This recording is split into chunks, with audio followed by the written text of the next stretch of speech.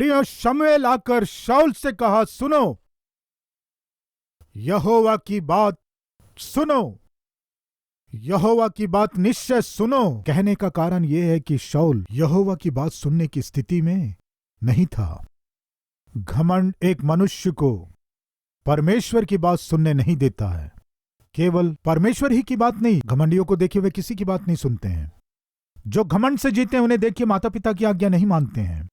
घमंड से जीने वालों को देखिए, किसी घमंडी पत्नी को देखिए, वो अपने पति की बात नहीं सुनती है। घमंडी पतियों को देखिए, अपनी पत्नी पर ध्यान बिल्कुल नहीं देते हैं।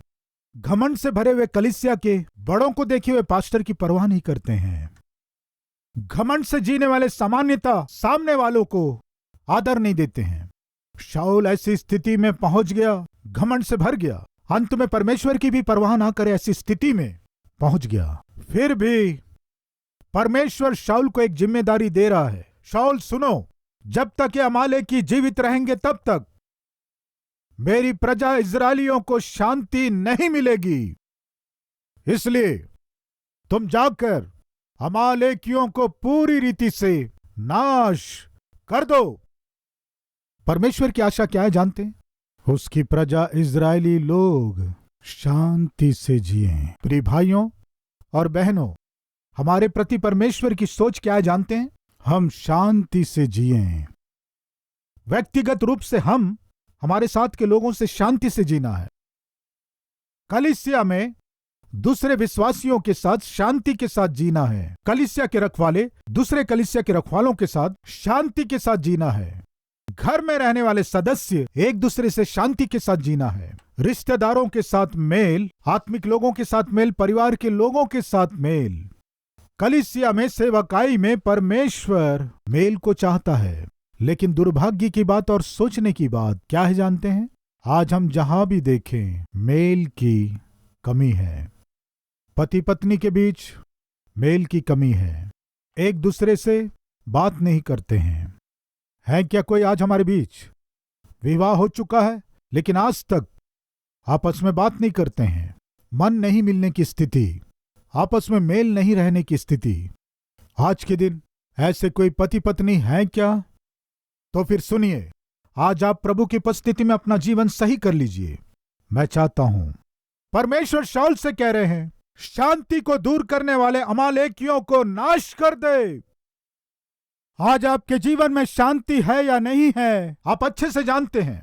पति के ऊपर शक, पत्नी के ऊपर शक करने के कारण आज आपके जीवन में शांति नहीं है।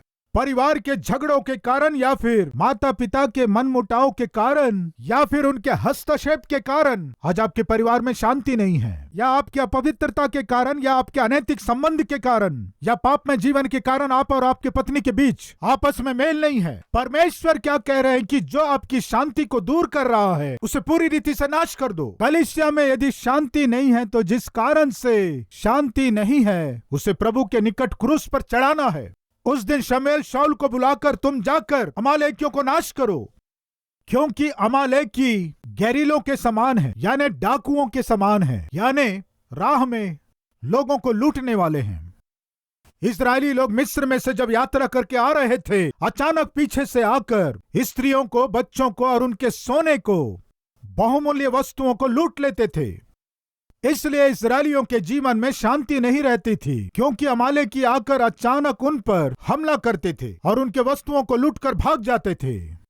इसलिए परमेश्वर शमूएल के द्वारा शाऊल से कह रहे हैं, उन्हें नाश करो। जिनके कारण तुम्हारे जीवन में शांति नहीं है उन्हें दूर करो। प्रिय भाई और बहनों, सुन रहे हैं क्या? कई बार पति पत्नी के बीच शांति नहीं रहने का कारण जानते हैं? तीसरे व्यक्ति का उनके जीवन में प्रवेश करना, तीसरे व्यक्ति का हस्तक्षेप। वो व्यक्ति जब से आया, उस स्त्री से जब से परिचय हुआ, उस पुरुष से जब से परिचय हुआ, जब से उस रिश्तेदार से परिचय हुआ, जब से नौकरी में उस व्यक्ति से, स्त्री से परिचय हुआ, तब से आपके परिवार में मनमुटाव हो रहा है तो उसे आप दूर कीजिए, उस व्यक्ति को दूर कीजिए। आप अच्छे से पढ़ाई करते थे लेकिन उस लड़के से, उस लड़की से परिचय हो गया, तब से पढ़ाई के ऊपर ध्यान नहीं रहा। समय को बर्बाद कर रहे हो, अपनी जवानी को नाश कर रहे हो, पवित्रता को बिगाड़ रहे हो, अपनी गवाही को भी बिगाड़ रहे हो, आत्मिकता को भी बिगाड़ रहे हो। आपको क्या करना है जानते हैं? उस लड़के को दूर करना है। आपको आपके जीवन को बर्बाद करने वाली उस लड़की को दूर करना है। ये परमेश्वर चाहते हैं। उसी तरह परमेश्वर हमसे भी कह रहा है, तुम्हारे शरीर के कामुकता को नाश करो, व्यभिचार को नाश कर दो, कामुकता से भरे हुए लालसा को नाश कर दो, धन की अभिलाषा को नाश कर दो, अपवित्रता को नाश कर दो।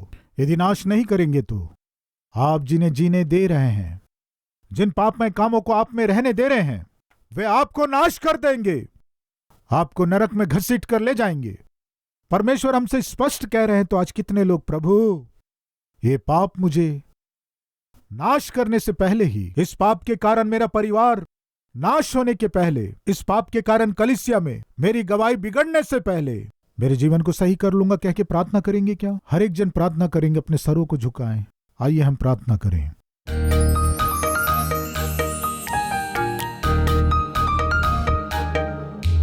महान प्रेमी परमेश्वर पिता, हम शांति से जी सकें, आप स्वर्ग छोड़कर इस धरती में आए, आपके और हमारे बीच रहने वाले हर एक पाप को दूर करने के द्वारा पिता के साथ हमारा मेल, किए गए पापों को आप क्षमा करने के द्वारा आपके साथ मेल हुआ, क्षमा मांगने के द्वारा हम अपने लोगों के साथ मेल से रहें आप चाहते हैं। पिता, आज बहुत से लोगों के जीवन में मेल नहीं है, पति पत्नी के बीच मेल नहीं है, बच्चे और माता पिता के बीच मेल नहीं है, कलीसिया के सदस्यों के बीच मेल नहीं है, कलीसिया में सेवा में भाग लेने वालों में मेल नहीं है। पिता, बहू और सास के बीच मेल नहीं है, ससुर और दामाद के बीच मेल नहीं है, जीजा और साले के बीच मेल नहीं है, भाई बहनों के बीच मेल नहीं है। यह भयानक है। ऐसी स्थिति में कोई है तो उन्हें दर्शन देकर, उनके मन को बदलकर उनका मेल कराइए। यीशु मसीह के नाम से मांगते हैं पिता, आमीन।